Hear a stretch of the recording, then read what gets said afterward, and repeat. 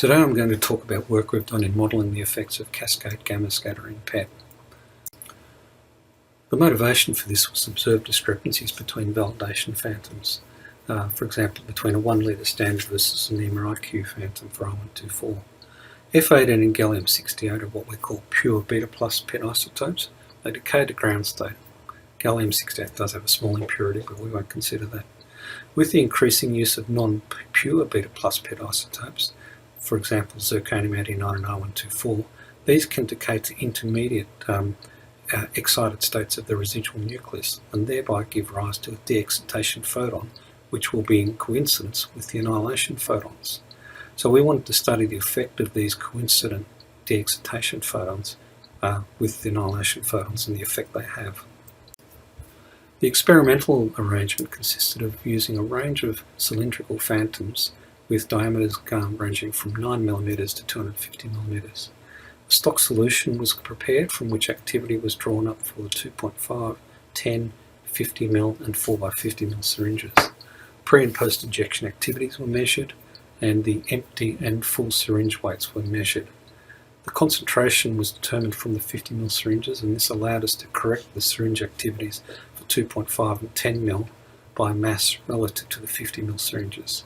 There was a significant discrepancy, for example, with I124 with the 2.5ml being different by 9% compared to the mass-corrected value. The experimental analysis consisted of defining a set of cylindrical volumes of interest that would incorporate the entire volume. For this purpose, 60mm was added to the phantom height radius, and this would eliminate the effects of partial volume effects because the large volumes of interest would recover all the activities. So from that resultant volume of interest, we recorded the integrated activity, and this was used then to... So here the results show the recovery fraction as a function of internal diameter. So what can be seen is that for the 50ml syringe, we get a range of recoveries depending on the type of isotope. I124 only recovering about 70%, whereas fluorinated and gallium and zirconium recovering in the range of 85 to 90%. When we go up to the 1 litre bottle, we've got significantly better recovery for both, but still a significant under recovery for I124. And when we go out to 300ml, we've got essentially 100% recovery for all isotopes.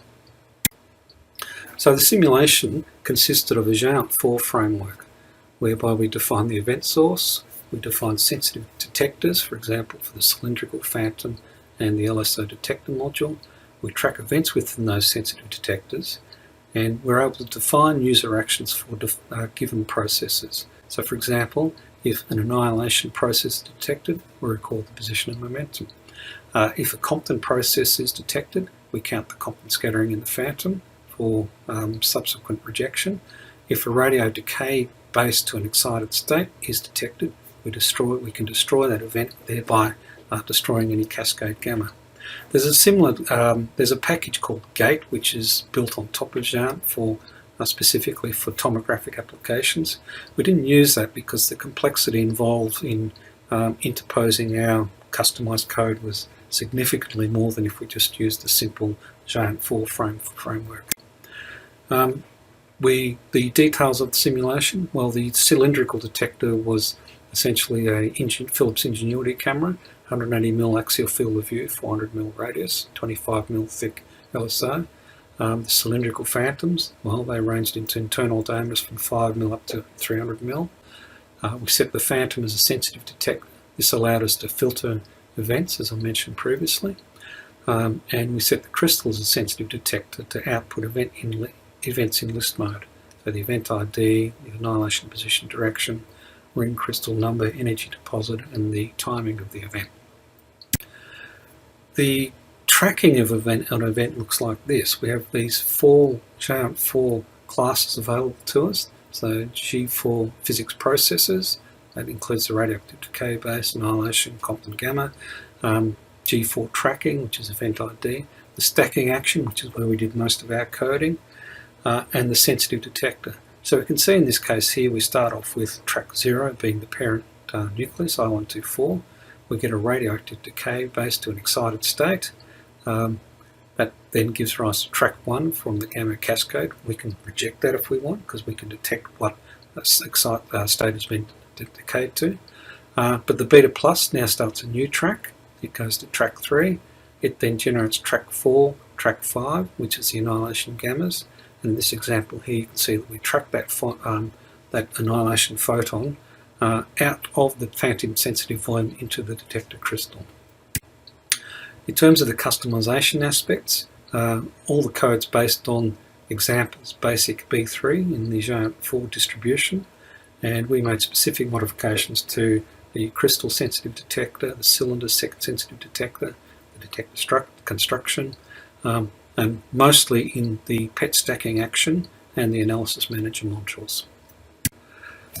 To do the simulation analysis, it consisted of a set of Python scripts to do list mode data processing on the output list mode data. An energy window of 450 to 600 keV was chosen, a timing window of plus or minus 2 nanoseconds, and all the data were branching ratio corrected. Now, the reason for storing the annihilation position directions, as mentioned previously, was so that we could correct for coincidence detection efficiency. Different size phantom cylinders will give rise to different coincidence detection due to different overlap with the detector cylinder itself.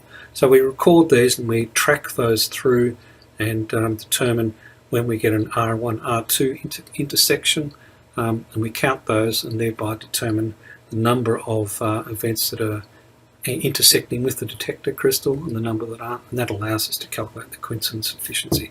In a similar way, the attenuation correction, we calculate that by intersecting those position directions with the phantom cylinder itself, calculate the length of intersection, and therefore calculate an attenuation correction.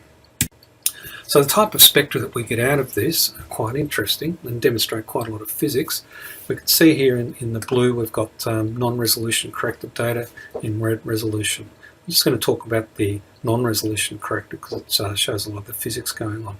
We can see the 511 peak where there's total photon absorption. We see this peak here where what's happened is that the 511 keV has interacted with the crystal by knocking out K-shell electrons, and then subsequently the K-shell electrons have escaped, but the photo absorption has occurred, the remaining photo absorption, and so there's that deficit in energy as a result. We can see here the detector Compton scatter region, and then we can see the mirror image where the inverse has happened before.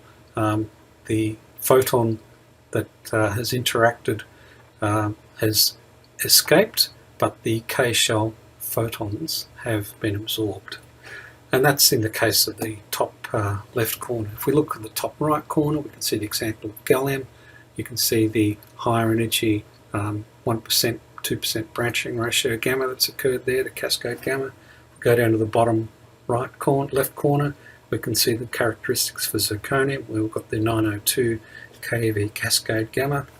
And finally to the bottom right, we can see I124, we can see a number of cascade gammas, and in fact you can start to see I124 K-shell effects, which because it's got a significantly higher Z number. Here we can see an example of what happens when we can turn off some of those events. So we destroyed a radioactive decay-based track if it was in an excited state. That is, we're rejecting cascade gammas. And you can see the result in I124 has no sign of any of those cascade gammas in the spectra when we compare that to when we're detecting all events. If we look now at zooming up into the energy range, we look at an F18 example and an I124 example.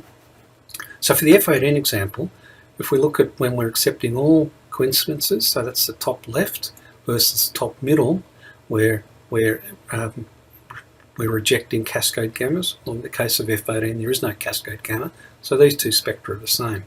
When we look at the top right, where we're rejecting Compton events, we see a huge decrease in the number of events occurring in the lower part of the energy window. And so what we're left with is only detector scatter. There is no phantom scatter. So if we now go to the bottom right, we see the same thing occurring for I124. We can start to see some events occurring in the upper part of the 511 keV window as well. But there's that detector scatter by itself. We now go to the middle of the lower middle, and now we can start to see phantom scatter because we're we're accepting the Comptons, but we're not accepting cascade gammas. And finally, if we go to the bottom left, where we're accepting everything, we can now start to see a significant contribution in the upper part of the energy window, which is coming from the cascade gammas. The result of that processing, when we calculate all the events within the timing window, the energy window, and is it a coincidence, etc., is we get a spectrum like this. Now these have been normalised to F18 so that we're later going to be able to compare them to the measured results. But you can see we've got this significant on the far left where we've got a scatter contribution that we're calling from I124. We will look at the low diameter regions, the smaller phantoms. We've got a good overlap between I124 and gallium-68, and we're ascribing that largely to positron range effects, positrons escaping. So I'll just recap a little bit on the experimental results. What we're doing now is we're going to normalise all of the recovery fractions to the F18 recovery fraction so that we can make that comparison with the simulated results. So just a small digression here. A couple of years ago we did work on modelling the ionisation dose chambers, and the result of that was that we found that for I124 it appeared that the recommended setting by the manufacturer of 570 was probably a little bit low, and we were recommending it should be 660. So you can see where this is going. We looked at changing that dial setting to 660, and the resultant experimental recovery fraction normalised now looks like this. So I've got this very good overlap now between the I124 and the gallium-68, which you can see up here. They've got very similar beta plus spectra. And then when we now compare that with what we've modelled, we've got surprisingly good agreement between the two. So this region here where we've got this increase in recovery fraction going up to about 1.1 at 300 mil, we're ascribing that to cascade gamma scatter contamination. So in conclusion, we were looking for cascade effects. We found that they were predicted from simulation in I124, and they were experimentally observed as well. In terms of recovering activity, about 5% of activity is not recovered with a 1 litre phantom. And in terms of dose calibrated cross calibration, there'll be issues if you try to do cross calibration with small phantoms. You need to use a large phantom, and in using a large phantom for something like I124, we are finding that there is significant gamma cascade contamination. However, for clinical scanning dimensions, it amounts to about a 5 to 10% overestimation of SUV. So with that, I'll pass over to questions. Thank you very much.